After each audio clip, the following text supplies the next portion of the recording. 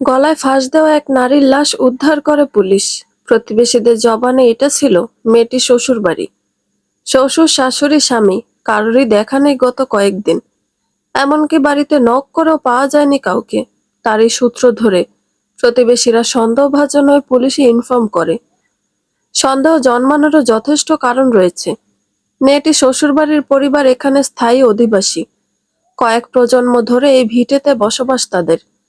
এইরকম ধুমধাম উধাও হয়ে যাওয়া তাদের ক্ষেত্রে একদমই অস্বাভাবিক এবং চোখে লাগার মতো বিষয়। হঠাৎ লাপাত্তা হওয়ার রহস্য উদ্ঘাটনে পুলিশকে জানানো হয়। অতঃপর তাদের সন্দেহ অনেকাংশে সত্য প্রমাণ করে পুলিশ। যখন দরজা ভেঙে উদ্ধার করা হয় বাড়ির নিরীহ বউটির লাশ, প্রতিবেশীদের প্রাথমিক ধারণা পুরো পরিবার মিলেই মেয়েটিকে মেরে পালিয়েছে। তবে পুলিশ শুধু সন্দেহের বশে কাউকে দোষী সাব্যস্ত করতে পারে না। তারা তাদের কাজে নেমে পড়ে, শুরু করে গতানুগতিক তদন্ত। মাত্রই লাশ বের করে বাড়ির সামনের আঙিনায় রাখা হয়েছে। ফরেনসিক টিম এখনো এসে পৌঁছায়নি। সিল করে দেওয়া হয়েছে গোটা বাড়িটা। বাড়ির সামনে প্রতিবেশী থেকে শুরু করে উৎসুক পথচারী, সকল প্রকার মানুষের ঢল। তবে তারা লাশের পাশে ঘেঁষতে পারে না। তা ঘিরে রেখেছে পুলিশ। খবর দেওয়া হয়েছে মেয়েটির বাবা মাকে। অ্যাম্বুলেন্স এসে না পৌঁছানো পর্যন্ত লাশ নিয়ে যাওয়া সম্ভব নয়। ততক্ষণ লোকাল থানার ওসি রফিকুল ইসলাম প্রাথমিক জিজ্ঞাসাবাদ শুরু করে। পাশের বাড়ির মহিন উদ্দিনকে এক সাইডে ডেকে জিজ্ঞেস করেন মেয়েটির নাম কি ছিল, বয়স কত হবে আনুমানিক, আর এ বাড়ির বউ হয়েছে কত বছর। ষাটোর্ধ্ব মহিন উদ্দিন নিজ তাকিদেই সম্পূর্ণ ডিটেলস বলতে শুরু করেন। ভার মন নিয়ে বলেন, স্যার, মাইয়াডা পাশের এলাকারই টং দোকানদার বজলুর মাইয়া।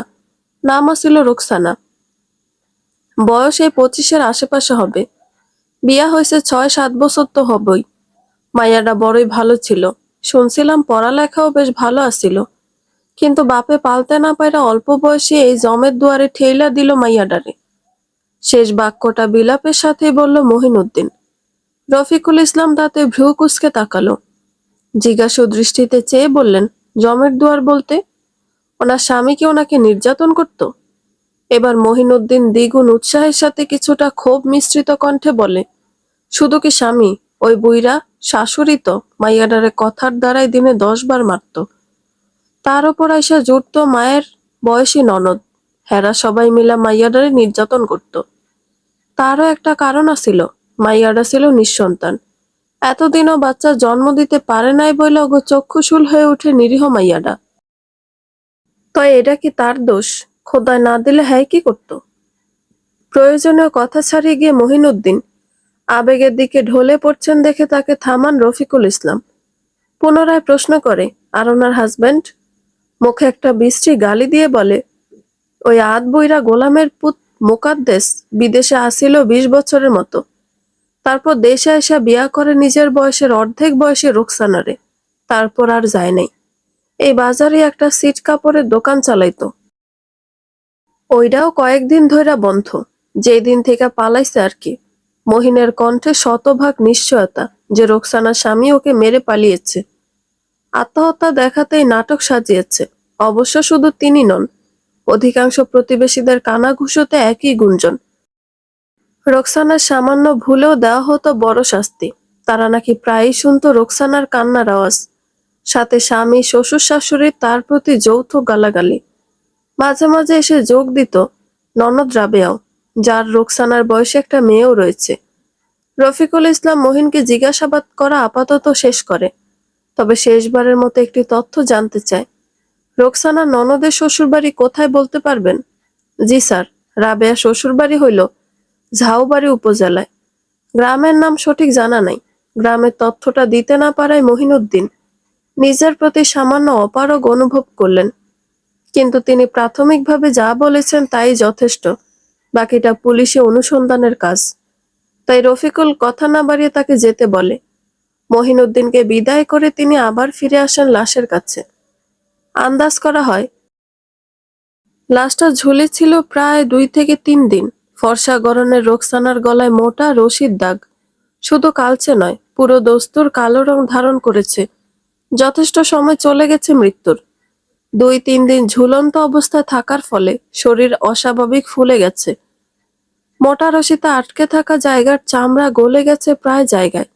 লম্বা চুলগুলো নিচু চৌকি থেকে ঝুলে পড়ে মাটিতে লুটুপুটি খাচ্ছে। সুন্দর মুখশ্রীটা বিবর্ণ বিভৎস রূপ ধারণ করেছে। এ দৃশ্য দেখে ওসি নারী পুলিশ সদস্যকে বলে মুখসহ গোটা লাশটা ঢেকে দিতে। প্রত্যন্ত গ্রাম অঞ্চল হওয়ায় লাশবাহী গাড়ি আসতে অনেকটাই দেরি হচ্ছে। রফিকুল ইসলাম ভিড় পেরিয়ে একটু নির্জনে যেতে চায় ফরেনসিক টিম ও গাড়ির অবস্থান জানতে। তখনই দেখে কান্নার রোল তুলে কেউ ছুটে আসছে। না একজন না, দুইজন আসছে। দেখে যতদূর মনে হচ্ছে এরাই ভিকটিমের বাবা মা। মাঝবয়সী মহিলা ভিড় উপেক্ষা করে সকলকে গায়ের জোরে ঠেলে এগিয়ে আসতে থাকে। তার সাথে জীর্ণ দেহী এক পুরুষ। লাশের একদম কাছে চলে আসলে তাকে আটকে দেয় পুলিশ।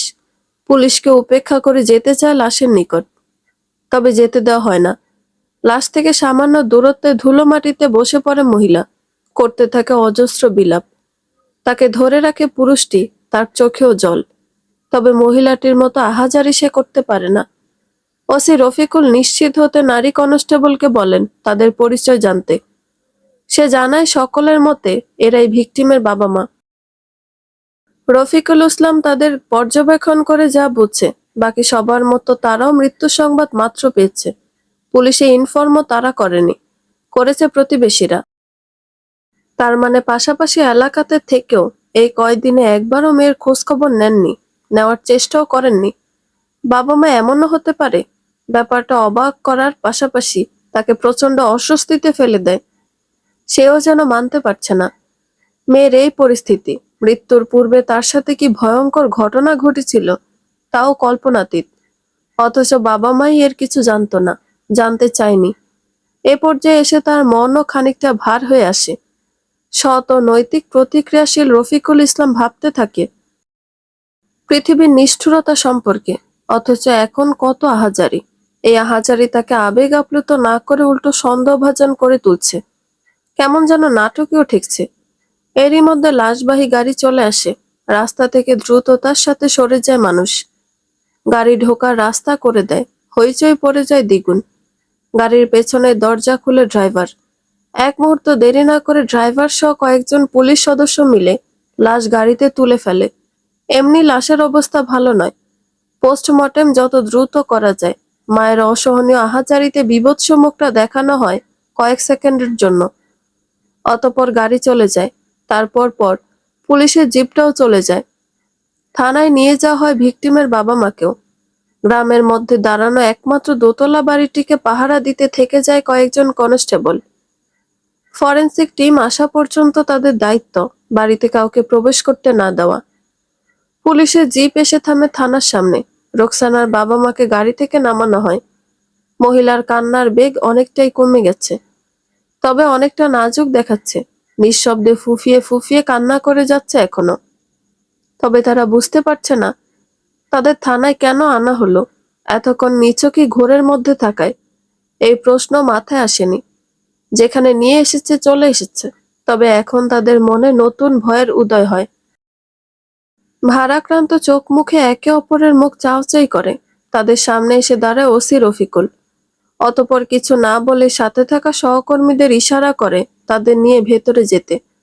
ভীত আতঙ্কিত ভগ্ন স্বাস্থ্যের দুই নরনারী বসে আছেন ওসি রফিকুল ইসলামের ডেস্কের বিপরীতে।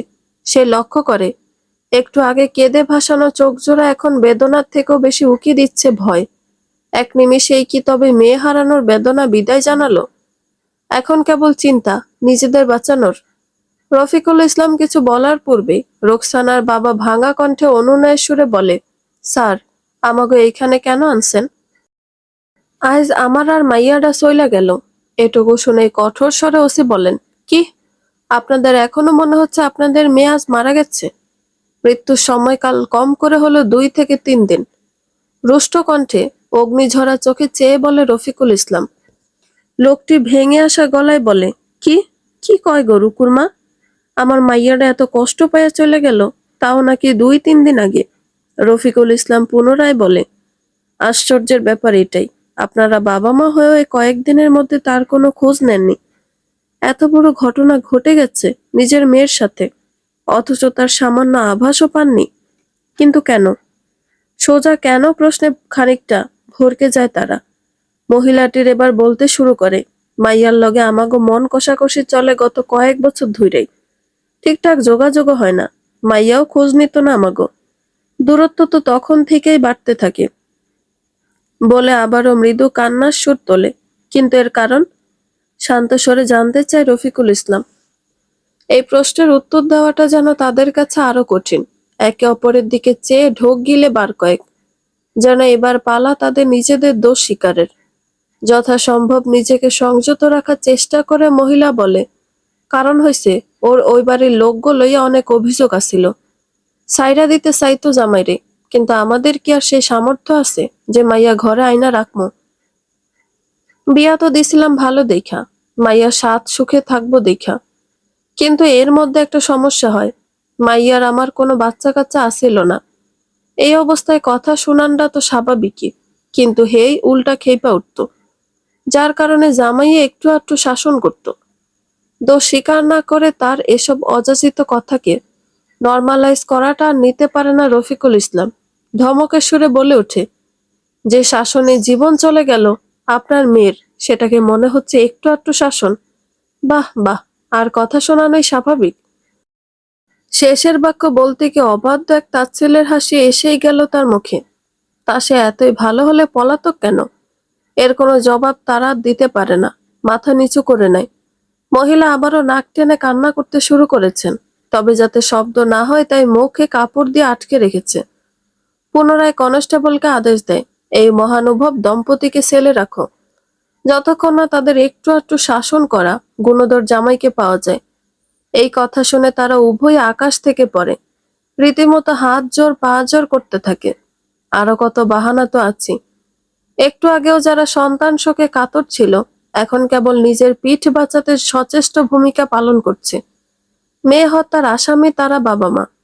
এর থেকে ভয়ঙ্কর কলঙ্ক যে আর হয় না। গ্রামে তারা মুখ দেখাবে কিভাবে? তাদের যে ছেলেটি আছে তারই বা কি হবে? তারা মেয়ের শোক সমূলে কাটিয়ে উঠে মুহূর্তেই। এখন শুধু ভাবনা, তাদের কি হবে। রফিকুল ইসলাম মূলত ব্যক্তিগত ক্ষোভ থেকে তাদের আটকে রাখে। থাকুক কিছুক্ষণ, এটাই তাদের মূর্খতার, নিষ্ঠুরতার শাস্তি। হাতে থাকা সিগারেটটা ফুঁকতে ফুঁকতে ডেস্কে থাকা কাগজে চাপানো কাচের বলটা ঘোরাতে থাকে। ভাবতে থাকে পরবর্তী পদক্ষেপ। ভাবে ময়নাতদন্তের রিপোর্ট এত দ্রুত হাতে আসবে না। অতঃপর কিছু একটা ভেবে ফোন দেয় ফরেনসিক অফিসারের নিকট। রোকসানার সম্ভাব্য হত্যা অথবা আত্মহত্যার ঘটনাস্থল রোকসানা মোকাদ্দেসের বেডরুম। ঘরের সবকিছু স্বাভাবিক, না হয়েছে ভাঙচুর, আর না মনে হচ্ছে কোনো ধস্তাধস্তি হয়েছে। শুধু অস্বাভাবিক যা তা হলো ফ্যানের সাথে বাঁধা রশি আর তার নিচে চেয়ার, যেটা স্বাভাবিকভাবে আত্মহত্যাকে ইঙ্গিত করে। তবে তদন্তের দৃষ্টিতে এত সোজা চিন্তা করাটা মোটেই শোভনীয় না, যেখানে প্রধান সাসপেক্টরা পলাতক। ঘটনাস্থলে ওসি রফিকুল হাজির হন ফরেনসিক টিম পৌঁছানোর কিছুক্ষণের মধ্যেই। ফরেনসিক টিম স্যাম্পল কালেক্ট করার পর তল্লাশি করার কথা পুলিশের, কিন্তু ওসি সাহেব দাবি করেন তাকে স্যাম্পল কালেক্টের সময় সাথে নিতে। তদন্তের সুবিধার্থে তাকে না করতে পারে না ফরেনসিক অফিসার। তাকে সাথে নেওয়া হয় যথাযথ নিয়ম কানুন মেনে। তাকেও পরানো হয় হ্যান্ড গ্লাভস ও মাস্ক। ফরেনসিক টিম যখন ব্যস্ত ঝুলন্ত রশি, পড়ে থাকা চেয়ার ও মেঝেতে পড়া শুকনো রক্তের স্যাম্পল নিতে, ওসি তখন চোখ বুলাতে থাকে পুরো ঘরটায়। মৃদু আলো ছড়াচ্ছে কম পাওয়ারের লাইটটা। সে আলো অবশ্য কোনো কাজে লাগছে না টিমের। তারা কাজ করছে টর্চ লাইটের সূক্ষ্ম আলোতে। মনে হচ্ছে রফিকুল কিছু খুঁজে চলেছে। কিন্তু হঠাৎ ঘরের এক কোণে থাকা সেন্টার টেবিলে চোখ যায় তার। ওদিকে এখনো যায়নি কেউই। সেখানে মৃদু আলোতে চকচকে কিছু একটা চোখে পড়ে ওসির। সতর্কতার সাথে এগিয়ে যায় সেদিকে, যেন সে এটারই খোঁজে ছিল। পরদিন সকালে ঘটনা জানাজানি হয়ে যায় গ্রাম থেকে শহরে, প্রস্তর থেকে প্রান্তরে। পুলিশের ওপর চাপ ক্রমেই বাড়তে থাকে। ওসি নিজে এফআইআর নথিভুক্ত করেছেন সরকার পক্ষের হয়ে। নিউজ মিডিয়া উত্তাল হয়ে উঠে এই ঘটনায়। নারী অধিকার ও নির্যাতন সম্পর্কিত সংস্থাগুলো ফুঁসে উঠে এক নারীর ন্যায় বিচার আদায়ের লক্ষ্যে। গোটা বাড়িতে তল্লাশি চালায় পুলিশ, তবে তেমন সন্দেহজনক কিছুই পায় না। ওসি রফিকুলের মতে এবার প্রধান টার্গেট হওয়া উচিত সাসপেক্টদের খুঁজে বের করা। বাকি সবার নজরও সেদিকেই যায়। তবে এই দায়িত্ব শুধু পুলিশের উপর সীমাবদ্ধ থাকে না, আরোপিত হয় বিখ্যাত এক গোয়েন্দা সংস্থার হাতে। জনগণকে সামলাতে সরকারকে গ্রহণ করতে হয় সর্বোচ্চ পদক্ষেপ। পুলিশ প্রাথমিকভাবে মোকাদ্দাসের বোনের বাড়িতে অনুসন্ধান চালায়, তবে কঠোর জেরা করার পরও মেলে না কোনো বিশেষ তথ্য। মোকাদ্দাসের বোন রাবেয়ার ভাষ্য মতে এসবের কিছুই সে জানতো না, এমনকি তার ভাই এখন কোথায় আছে তাও সে জানে না। রাবেয়া ও তার পরিবারের ওপর কঠোর নজর রাখতে বলা হয় স্থানীয় পুলিশ কার্যালয়ে। এরই মধ্যে তদন্তকারীদের হাতে আসে পোস্টমর্টমের রিপোর্ট, যার এক কপি ওসি রফিকুল ইসলামকেও দেওয়া হয়। তবে তাতে হত্যার চেয়ে আত্মহত্যার নমুনাই বেশি বলে শনাক্ত করা হয়। ধারণা করা হয় যদি পলাতকরা হত্যা নাও করে থাকে, তবু আত্মহত্যার প্ররোচনায় তারা ছিল সচেষ্ট। এর যথেষ্ট যুক্তিযুক্ত কারণও রয়েছে, কারণ ভিকটিমের শারীরিক ও মানসিক অবস্থায় বলে দেয় সে কতটা নির্যাতনের শিকার হতো। শরীরে অনেকগুলো আঘাতের চিহ্ন পাওয়া যায়। ধারণা করা হয় তাকে প্রতি মুহূর্তে শারীরিক ও মানসিক নির্যাতন করা হতো। তবে এত কিছুর পরও সাসপেক্টকে সরাসরি হত্যাকারী বলা হয় না। তা দেখে রফিকুল ইসলাম এক প্রকার তাচ্ছিল্যের হাসি হাসে, মুখে বিড়বিড় করে বলে, মানসিক হত্যা বুঝি হত্যা নয়, বলে রিপোর্টটা ছুঁড়ে ফেলে দেয় টেবিলের এক কোণে। যেন এই রিপোর্ট তার নিকট আশানুরূপ ছিল না। তার মুখে দেখা দেয় অসন্তুষ্টির রেখা। তবে এরপরও কোথাও একটা যেন এক গুপ্ত সন্তুষ্টি লুকায়িত ছিল। আইনের লোক হিসেবে তার তথ্য প্রমাণের বাইরে গিয়ে ব্যক্তিগত অনুভূতি জ্ঞাপন করা মানায় না। তবুও সে যেন মনে প্রাণে চায় ওই মানুষ নামক অমানুষগুলোর শাস্তি হোক, কঠোর শাস্তি, যেন ওর মতো আরো 10টা অমানুষও শিক্ষা গ্রহণ করে। কাউকে আঘাত দিয়ে কথা বলার আগে, শরীরে আঘাত করার আগে 10 বার ভাবে, সেটা তথ্য প্রমাণের ভিত্তিতে হোক অথবা মানবিক দৃষ্টিকোণ থেকে। তবে সে জানে এই মানুষের জগতে মানবিকতার চেয়ে তথ্য প্রমাণের ভারই বেশি। এক দীর্ঘ নিঃশ্বাস ছেড়ে চোখ বুজে কোনো এক গভীর চিন্তায় মগ্ন হয়ে পড়ে ওসি রফিকুল। কেটে যায় বেশ কিছুদিন। এতদিন আপ্রাণ চেষ্টার পরও মোকাদ্দেসকে খুঁজে পাওয়া যায়নি। আজ রোকসানা কেসের 15তম দিন। এতদিনে মিডিয়া স্বভাবতই কিছুটা ঠান্ডা হয়ে গেছে। কোনো ঘটনার শুরুর দিকে যতটা হাইপ থাকে, সময় যাওয়ার সাথে সাথে তা ক্রমেই কমতে থাকে। ফলাফল ব্যর্থতা হোক বা সফলতা, তাতে যায় আসে না।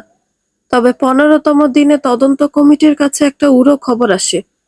ঘটনা যেহেতু গোটা দেশে ছড়িয়ে গেছিল, এছাড়া সাসপেক্টের ছবিও ভাইরাল হয়েছিল, তাই তার চেহারা অনেক মানুষই মুখস্থ করে নিয়েছে। রাজধানীর কোন এক আবাসিক হোটেলের আশেপাশে নাকি মোকাদ্দাসের মতো কাউকে দেখা গেছে। সেখানকার স্থানীয় থানার পুলিশ ফোর্স তৎক্ষণাৎ সে এরিয়াতে অবস্থান করে। খবরটা যদিও বা শতভাগ নিশ্চিতভাবে দেওয়া হয়েছিল না, পুলিশও ছিল যথেষ্ট সংশয়। তবে সকল জল্পনা কল্পনা ঠেলে সত্যি উক্ত হোটেলের 3 তলার এক রুম থেকে ভিকটিম রোকসানার স্বামী মোকাদ্দেসকে গ্রেফতার করে পুলিশ। সাথে থাকা বৃদ্ধাকেও পুলিশ হেফাজতে নেওয়া হয়। তখনও মোকাদ্দেস বলে চলেছে সে রোকসানাকে হত্যা করেনি। করতে থাকে হাজারো কাকুতি মিনতি। তবে তার কোনো কথায় কর্ণগোচর করে না পুলিশ। পরদিন মোকাদ্দেসকে নেওয়া হয় রিমান্ডে। এফআইআরকারী ওসি রফিকুলকে সেখানে ডাকা হয় জিজ্ঞাসাবাদের ভিত্তিতে চার্জশিট ফাইল করতে। কৃষ্ণবর্ণের 40-এর কোঠায় পা দেওয়া মোকাদ্দেসকে একবার পূর্ণ বর্গে পর্যবেক্ষণ করে নেয় ওসি রফিকুল। অবশ্য সে একা নেই, তার সাথে রাজধানীর বেশ কয়েকজন প্রভাবশালী পুলিশ অফিসারও রয়েছে। তাকে নেওয়া হয়েছে টর্চার সেলে। এখানে আলো বাতাস খুব কমই পড়ছে, চারিদিকে অন্ধকার, মাথার ওপর শুধু সাদা আলোর একটি পাওয়ার লাইট। জায়গাটা ভীষণই গুমট, দিন রাতের তফাৎ বোঝা মুশকিল। গতকাল হোটেল থেকে ধরে এনে তাকে এখানেই রাখা হয়েছে। এমনিতে এই পরিস্থিতিতে ভীত ছিল, তারপর এখন তো একসাথে এতগুলো পুলিশ দেখে আত্মারাম খাঁচাছাড়া হবার অবস্থা। সকলকে একত্রে দেখে মোকাদ্দেস ঢোক গিলতে থাকে একের পর এক। তার মুখ থেকে এই মুহূর্তে মিনতির স্বরটাও বের হতে চাইছে না, কেবল ফেল ফেল চোখে আতঙ্কিত মুখে চেয়ে আছে। প্রথম প্রশ্নটা রফিকুল ইসলাম শান্ত স্বরে করে, দেখ, কোনো এদিক ওদিক না, যা জিজ্ঞেস করছি সোজা উত্তর দিবি। রোকসানা নামের মেয়েটার অপরাধ কি ছিল? তাকে কেন মেরেছিস? গলা দিয়ে কথা আসছে না মোকাদ্দাসের, তবু বলতে হবে বিধায় জড়িয়ে আসা কণ্ঠে অস্পষ্টভাবে বলে, স্যার, আমি কিছু করি নাই। ওই নিজেই ফাঁস দিয়াছে। কথা শেষ না হতে সপাট এক চর বসিয়ে দেয় রফিকুল। একই টোনে, তবে কণ্ঠ সামান্য উঁচিয়ে পুনরায় বলে, কি কি বলছিলি? আরো একবার বল। মোকাদ্দেস এবার কাঁদো কাঁদো হয়ে কম্পিত স্বরে হাত জোর করে বলে, বিশ্বাস করেন স্যার, আমি ওরে মারি নাই। তয় ওই দিন রাইতে রাগের মাথায় ওরে আমি একটা থাপ্পড় দিছিলাম, আর মায়ের লগে তর্ক করার লাইগা। এইটুকু বলতে গিয়ে ওর কণ্ঠ আসে। তবে এতে নিজের দোষ কিছুটা হলেও আছে বিধায় দ্রুত তা স্বীকার করে নেয়। আবারও বলতে থাকে, এর বাইরে আমি কিছু করি নাই, বিশ্বাস করেন। নিজের কথা বিশ্বাস করাতে রীতিমতো পায়ে পড়ে যায় রফিকুলের, কিন্তু এ কথায় উল্টো ক্ষেপে উঠে সে। কলার চেপে ধরে বলে, তার মানে তোর কাছে বউকে থাপ্পড় দেওয়াটা নর্মাল বিষয়, কোনো অপরাধ না? কাকতির মাত্রা দ্বিগুণ বাড়িয়ে মোকাদ্দেস বলে, মানতাছি স্যার, ওইটাও অপরাধের মধ্যে পড়ে, তার জন্য যা শাস্তি লাগে দেন, কিন্তু খুনের মামলা দিয়েন না, ওইটা আমি করি নাই, বিশ্বাস করেন দয়া কইরা। এবার রফিকুল কিছু বলার আগে অন্য একটি পুলিশ অফিসার একটি গুরুত্বপূর্ণ পয়েন্ট বলেন। তিনি বলেন, এতই নির্দোষ হলে পলাতক কেন ছিলি? আমরা তো যেচে অপরাধী বানাতে যাইনি, পালিয়ে যাওয়াটাই তোকে অপরাধী বানিয়েছে, আর এটাই বড় ফ্যাক্ট। কোনো দিক দিয়ে অস্বীকার করবি এটা? মোকাদ্দেস ভুল স্বীকার করার ভঙ্গিতে বলে, স্যার, ওইটা আমার ভুল আসছিল, আমি গা ঢাকা দিছিলাম ভয়ে, আর ভাবছিলাম এই গ্রামের কেস কাচারি আর কয়দিনই চলবো, কেসই বা কে করব, কয়দিন পর ঠান্ডা হইলে আমুগা, কিন্তু এই পর্যন্ত আইবা আমি ভাবতে পারিনি। রফিকুল ওর কলার ছেড়ে দিয়ে বলে, তোর এসব গল্প কোর্টে বলিস, এখনো কোন মুখে নিজের দায় এড়িয়ে যাস? মোকাদ্দেস আবারও নিজের বয়ান শুরু করে, একই কথা। বিশ্বাস করেন স্যার, আমি কিছু করি নাই, আমি শুধু আতঙ্কে ভাগছিলাম, তখন পুলিশ আমারে পাইলে কোনো তদন্ত ছাড়াই জেলে ভরতো। তো এখন কি মনে হচ্ছে তুই জেলের ভাত খাওয়া থেকে বাঁচতে পারবি?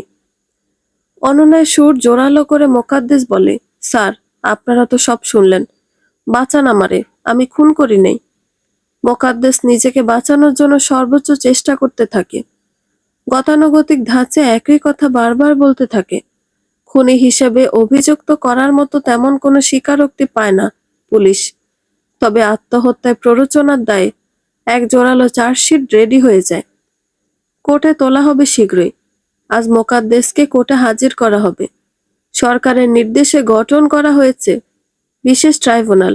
বিচারকগণ রায় দিবেন তার সাজার পরিমাণ সম্পর্কে। মোকাদ্দেস এখনো বিশ্বাস করতে পারছে না তারও জেল হতে পারে। সে এখনো সম্পূর্ণ নির্দোষী ভেবে চলেছে নিজেকে। সে শুনেছিল পুলিশের ছুলে 18 ঘা, তবে তার জীবনেও সেটা এভাবে ফলিত হবে তা ছিল কল্পনাতীত। আর নিজের বউকে শাসনে রাখাও কোনো অপরাধ হতে পারে, সেটা ছিল তার গোটা ধারণা জগতের বাইরে। সেভাবে তাও যদি ওই ছেড়ি তার কোনো দোষ দিয়া যাইত, তাও তো দেয় নাই। নিজের বিগারে নিজে মরছে, পুলিশ তাকে হুদায় ফাঁসাই দিচ্ছে। তার অন্তরাত্মায় নেই স্ত্রী বিয়োগের ন্যূনতম শোক। উল্টো তার এই পরিস্থিতির জন্য দোষারোপ রোকসানাকেই করে চলেছে। দুইটা কথা লইতে পারে না। হ্যাঁ, আবার কেমন মাইয়া মানুষ! মাইয়াকে হইতে হবে মাটির মানুষ। মাটি যেমন সয়ে যায় হাজারো আঘাত, তবুও ঠিকই দুনিয়ার ভিত হয়ে থাকে। এই অন্তিম সময়ে এসেও তার মধ্যে নেই বিন্দুমাত্র অনুশোচনা। চোখ মুখে অদ্ভুত কাঠিন্য, বিরক্তি ঠাসা অভিব্যক্তি। মনে মনে গর্জে ওঠে এই ভেবেছে তার কোনো ক্ষমতা নেই বলে তাকে ফাঁসানো হচ্ছে, তবে এটা মুখে বলার সাহসও করে উঠতে পারছে না।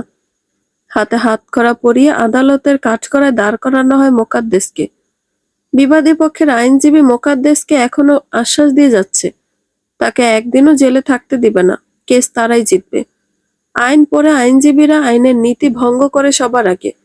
তারা আইন মানে কেবল শিক্ষা জীবনে, কর্মজীবনে তো তারা ক্লায়েন্ট ও তার টাকার গোলাম, হোক সে অপরাধী বা নিরপরাধ।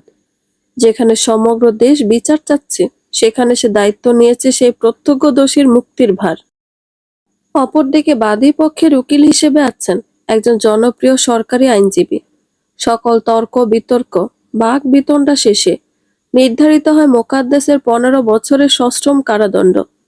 যেহেতু নারী নির্যাতনের প্রমাণ স্পষ্ট, শারীরিক ও মানসিক উভয়ভাবে, সেই নির্যাতনে প্রভাবিত হয়ে ভিকটিম আত্মহত্যার পথ বেছে নেয়। তাই স্পষ্টত বলা যায়, পরোক্ষভাবে আত্মহত্যায় প্ররোচনা জুগিয়েছে নির্যাতনকারী। উপযুক্ত কারণ সাপেক্ষে নির্দিষ্ট সাংবিধানিক ধারা অনুসারে সাজাপ্রাপ্ত হয় গত 15 দিন পলাতক থাকা প্রধান সাসপেক্ট মোকাদ্দেস। বিচারালয়ের বাইরে প্রেস মিডিয়া ব্যাপক ভিড় জমিয়েছে। রায় শুনতে মুখিয়ে আছে গোটা দেশ। যদিও দাবি ছিল মৃত্যুদণ্ড, তবে হত্যার প্রমাণ না পাওয়ায় তা অকার্যকর রয়ে যায়। তবে সমাজের কোণে ধীরে ধীরে ভয়ঙ্কর রূপ ধারণ করা অপরাধের চেয়ে ন্যূনতম হলেও সাজা হয়েছে, এতে বেশ সন্তুষ্ট হয় জনগণ। মুহূর্তে ভাইরাল হয় মোকাদ্দেসকে সংশোধনাগারে নিয়ে যাওয়ার ভিডিও। ওসি রফিকুল কেবল এক কোণে দাঁড়িয়ে গোটাটা দেখতে থাকে। তার মনে অদ্ভুত প্রশান্তি। রোকসানা নামের মেয়েটার সাথে তার কখনোই কোনো সম্পর্ক ছিল না, তবু হঠাৎ যেন তার মনে মেয়েটার করুণ পরিস্থিতি গভীর ক্ষত সৃষ্টি করেছিল। একটা সুপ্ত বেদনা বহন করেছে এই কয়দিনে। তার ভার কিছুটা হলেও কম লাগছে আজ। মিডিয়াতে একটি সৌজন্য সাক্ষাৎকার দিয়ে রফিকুল চলে আসে এক কোলাহল মুক্ত প্রকৃতিমণ্ডিত নির্জন রাস্তার ধারে। তার একটা বিশেষ প্রয়োজনও রয়েছে যদিও। এছাড়াও তাকে গভীরভাবে ভাবানো সকল ঘটনা স্মৃতিচারণের জন্য এটি একটি উপযুক্ত পরিবেশ। তার অনুভূতির আয়নায় যতটা না মোকাদ্দেসের শাস্তি প্রতিফলিত হচ্ছে, তার চেয়ে অনেক বেশি হচ্ছে রোকসানার জন্য অন্তত কিছু করতে পেরে। যদিও মেয়েটার চাওয়া এটা ছিল না, তবুও রফিকুল নিজেই এক প্রকার মরিয়া ছিল রোকসানার না চাইতে পারা চাওয়াটাকে বাস্তব রূপ দিতে। এই তাড়না তাকে তথাকথিত আইন ভঙ্গ করায়। তার হৃদয়ের বাগানে ফোটা হাজারো মানবতার ফুল তাকে উদ্বুদ্ধ করে মানবতার সর্বোচ্চ শিখরে পৌঁছাতে, যেখানে একমাত্র লক্ষ্য অকথিত, অজানা, ন্যায়ের পক্ষে থাকা। মানব ধর্মের উপরে কোনো ধর্ম থাকতে পারে বলে সে মনে করে না। যার যা প্রাপ্য তার তা অবশ্যই পাওয়া উচিত। সেটা পৃথিবীর সকল কারচুপি ছাপিয়ে গিয়ে হলো। রফিকুলের মনে পড়ে সেদিনের কথা, যেদিন সে ফরেনসিক টিমের সাথে তদন্ত করতে চলে গেছিল তর সইতে না পেরে। ভেবেছিল এত নির্যাতনের পরে আত্মহনন, নিশ্চয়ই কোনো সুইসাইড নোট রেখে গেছে ভিকটিম পলাতকের বিরুদ্ধে। সেটা পেলে এবং তাতে যথাযথ অভিযোগ পেলে এক লহমায় অভিযুক্তকে তার প্রাপ্য সাজা দেওয়া যাবে। সুইসাইড নোট একটা সে ঠিকই পেয়েছিল, কিন্তু তাতে ছিল না কোনো অভিযোগ। উল্টো যা ছিল তা তাকে কাঁদিয়েছে। মেয়েটার অসহায়ত্বকে সে নিজের অসহায়ত্ব, সমাজের অসহায়ত্ব বলে অনুভব করেছে। সে অনুভূতি তার হৃদয়ে এখনো রক্তক্ষরণ ঘটায়। একটা মেয়ে যে জীবন থেকে বিদায় নিয়েছে শূন্য প্রাপ্তির সাথে, এই জীবন তাকে সামান্য ভালোবাসাটুকু দিতেও কার্পণ্য করেছে। সে বিদায় নিয়েছে শত না পাওয়ার আকুতি মন গহীনে কবরস্থ করে। অনুভূতির পুনরাবৃত্তিতে ওসি রফিকুলের খারাপ লাগার ভারটা দ্বিগুণ হতে থাকে। দিগন্তের অস্তরত সূর্যের দিকে চেয়ে ফেলে এক দীর্ঘ নিঃশ্বাস। কম্পিত হস্তে পকেট থেকে বের করে একটি কুঁচকে যাওয়া কাগজ। সে যথেষ্ট যত্নে রাখতে চেয়েছিল, তাও কেমন কুঁচকে গেছে। এ বিভীষিকাময় স্মৃতি চির বিদায় জানাতে হয়তো তার এই ইচ্ছাকৃত কুঁচকে যাওয়া। রফিকুল ইসলামের বুক ভার হয়ে আসে। তার জানাও ছিল না একটা মানুষ জীবন থেকে এভাবে বিদায় নিতে পারে। তবে সে আর বাড়তি কোনো প্রতিক্রিয়া দেখায় না। নোটটা হাতের মধ্যে মুচড়ে নেয়, তারপর ছিঁড়ে টুকরো টুকরো করে রাস্তার ধারে ডোবার মধ্যে ফেলে দেয়। এটার আর কোনো প্রয়োজন নেই, উল্টো কিছুটা ঝুঁকিপূর্ণ। কারো হাতে পড়লে হতে পারে বিভিন্ন সমস্যা। তার উপর আইন ভঙ্গ করে আত্মহত্যাকারীর শেষ নোট সে রেখে দিয়েছে। রেখে দেওয়ায়ও যথেষ্ট কারণ ছিল। এটা প্রমাণ করত যে মোকাদ্দেস সম্পূর্ণ নির্দোষ, যেহেতু তার কোনো দোষ বিশেষভাবে ভিকটিমও উল্লেখ করে যায়নি। তবে রফিকুলের চোখে সে দোষী তো বটেই, শুধু মোকাদ্দেস নয়। যদি সে পারত, রোকসানার বাবা মারও যথাযোগ্য শাস্তির ব্যবস্থা করত। যদিও তারা এখন বেশ অশান্তিতে আছে। উঠতে বসতে মানুষ তাদের দায়ী করে তাদের মেয়ের অকাল আত্মহননের জন্য। ভাবনার সুতো ছিঁড়ে যখন তার চোখে পড়ে দূর থেকে আসতে থাকা একটি ট্রাকে জ্বলতে থাকা হেডলাইট, বুঝতে পারে আশেপাশে বেশ অন্ধকার নেমে এসেছে। সে শেষবারের মতো রোকসানার শেষ বার্তার টুকরো সমূহের দিকে চেয়ে এক অনাকাঙ্ক্ষিত মুচকি হাসি দেয়, যেন সে রোকসানাদের জন্য কিছু হলেও করতে পারছে। অতঃপর বাইক নিয়ে নির্জন রাস্তা ধরে সায়ে সায়ে শব্দ তুলে হাওয়ায় মিলিয়ে যায়। নর্দমাকৃত ডোবায় পড়ে রয় সেই টুকরো টুকরো জ্বালাময়ী স্মৃতিগুলো। সেগুলো একত্র হয়ে যেন এখনো কথা বলছে রোকসানার সে অন্তিম মুহূর্তে শূন্য স্বরে। জানি না আমার এই শেষ বার্তা কার কাছে পৌঁছাবে, কেই বা পড়বে। কেউ যে পড়ার নেই তা আমার অজানা নয়, তবুও লেখা। শুধু নির্দিষ্ট কিছু মানুষের জন্য নয়, আমার এই আত্মত্যাগের নিবেদন গোটা ধরনের কাছে। আমার সমস্ত অভিযোগও তাকে ঘিরে। সে কিভাবে পারল একটা মানুষকে এতটা নিঃস্ব করে তার বুকে ঠাঁই দিতে?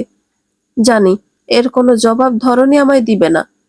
এখানে তো অনেক পরিশুদ্ধ বাক্য প্রচলিত, তার মধ্যে অন্যতম যদি তোর ডাক শুনে কেউ না আসে, একলা চলো রে। অবশ্য সম্পূর্ণ একা থাকলে বচন বাস্তবায়িত হতে পারে, কিন্তু যখন কেউ রক্তের সম্পর্কের কারো থেকে, সমাজ ধর্ম স্বীকৃত জীবন সঙ্গীর কাছ থেকে অবহেলিত হয়ে বেঁচে থাকে, তাকে কি বলে?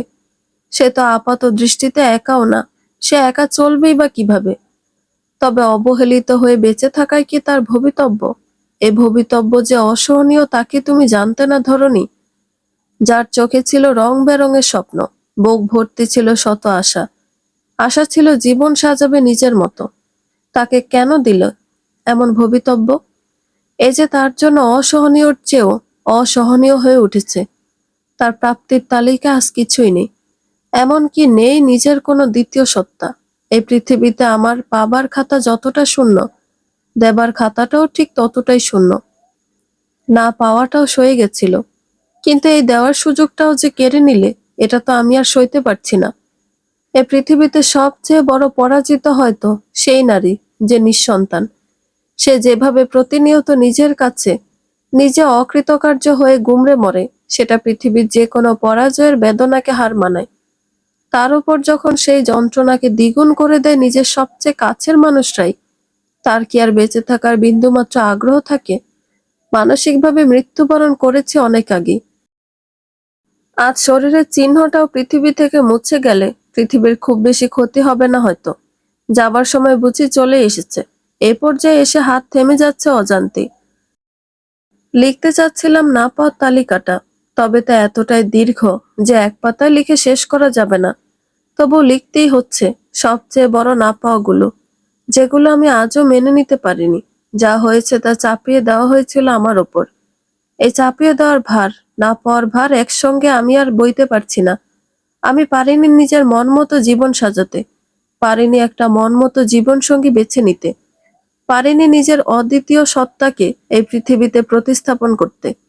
জানি না এ সকল না পাবার পেছনে আমার নিজের দায় কতটুকু, আর তোমার না দেওয়ার বাহানা আমাকে শূন্য রাখার পায়তারাই বা কতটুকু। সর্বোপরি আমি পাইনি এই সুবিশাল পৃথিবীতে শত কোটি মানুষের ভিড়ে এক চিলতে ভালোবাসা। না পাওয়ার তালিকা কতটা লম্বা হলে এই মায়াময় পৃথিবী কেউ শূন্য হাতে ত্যাগ করতে চায়, তা নিশ্চয়ই তোমার অজানা নয়। যাজ্ঞে সেসব কথা, যেখানে মনের মৃত্যুতে কারো যায় আসেনি, আশা করি শরীরের মৃত্যুতেও যায় আসবে না। সে আশা আমি রাখিও না। অবশ্য আশা যদি থাকতই, হয়তো এ পথ আর বেছে নিতে হতো না। জানি আত্মহত্যা মহাপাপ, এটা সকলেই জানে। তবুও কেন করে জানো? কারণ তারা সে পাপের সাজার ভয়ই আর তাদের মনে থাকে না। জীবনে তাদেরকে যতটা যন্ত্রণা দেয়, তাতে তারা যন্ত্রণা কাতর থাকে না। তাদের আঘাত পাবার অনুভূতিটাই বোথা হয়ে যায়। তাই তারা আর কোনো যন্ত্রণাকেই ভয় পায় না। তারা কেবল চলমান যন্ত্রণাময় পরিবেশ থেকে মুক্তি চায়। আমিও সেই মুক্তিকামীদের একজন। বাকিদের ভালো রেখো ধরনী। আর কোনো রোকসানাকে তৈরি করো না এই সমাজে। রোকসানারা এই নিষ্ঠুর, নির্দয় আবহাওয়াতে বেশি দিন টিকতে পারে না। তাদের বিদায় নিতে হয় অচিরেই। ভালো রেখো আমার সেই প্রিয় মানুষদের, যাদের কাছে আমি ছিলাম চরম অপ্রিয়। জানি না এখনো নিজেকে তোমার তোমাদের বলে জাহির করা মানায় কিনা। তবু ইতিতে এসে আমি বলতে চাই, ইতি, তোমাদের রোকসানা। বন্ধুরা, গল্পটি ভালো লেগে থাকলে একটা লাইক করে দিবেন এবং গল্প সম্পর্কে কোনো মতামত জানানোর থাকলে কমেন্ট করতে পারেন। নতুন নতুন আরো গল্প শোনার জন্য চ্যানেলটি সাবস্ক্রাইব করে পাশেই থাকবেন। ধন্যবাদ সবাইকে। ভালো থাকবেন।